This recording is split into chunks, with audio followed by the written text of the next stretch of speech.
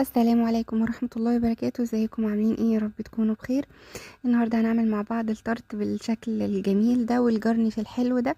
عملته معاكم قبل كده على اليوتيوب بالتفصيل، بس النهاردة حابة اني اعمله لكم بشكل مختلف. يلا بينا نسمي الله ونبدأ مع بعض نشوف وصفتنا.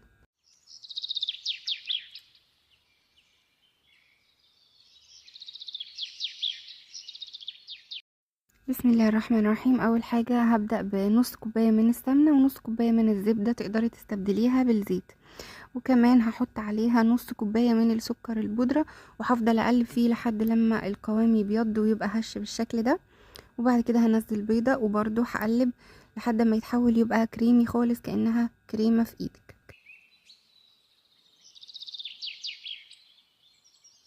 بعد كده هحط كوبايتين ونص من الدقيق، طبعا بحطهم تدريجيا، وبحط كمان معاهم رشة ملح، وبحط كمان بيكنج باودر.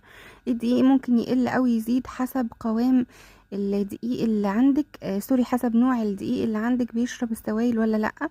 عشان كده في التارت اهم حاجة النظر ان العجينة توصل للشكل ده. انا لقيتها ناشفة شوية فحطيت لها معلقتين من اللبن لحد ما وصلت للشكل اللي انتي شايفاه ده. بغطيها بقى بكيس بلاستيك وبدخلها التلاجة عشان ترتاح والزبدة اللي فيها ترتاح شوية. عندي القوالب دي بقى بتتباع عند مستلزمات الحلواني، مش غالية خالص. وبحط فيها وحدات التارت الصغيرة وبشكلها على حسب القالب اللي عندي، وبساوي الأطراف بالشكل اللي انتم شايفينه ده.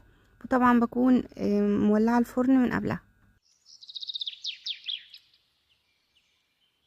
بعد كده بخرمها بالخلة علشان ما تنفش، وده بيكون شكلها اما بتاخد اللون الذهبي الجميل ده، وبتكون كراست وحلوة قوي. سيحت بقى شوكولاتة بيضة وشوكولاتة بني وحطيتها عليها، ده اول نوع. وبقية التزيين كله هتشوفوه بقى، مش لازم بقى ازعجكم بالكلام، هتشوفوه معايا في الفيديو.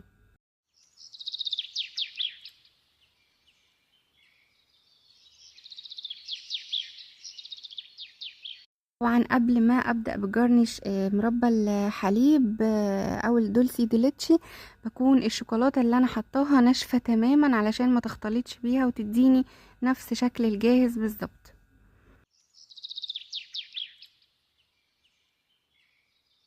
وده كان الشكل النهائي. اتمنى تكون عجبتكم، سهله وبسيطه جدا جدا.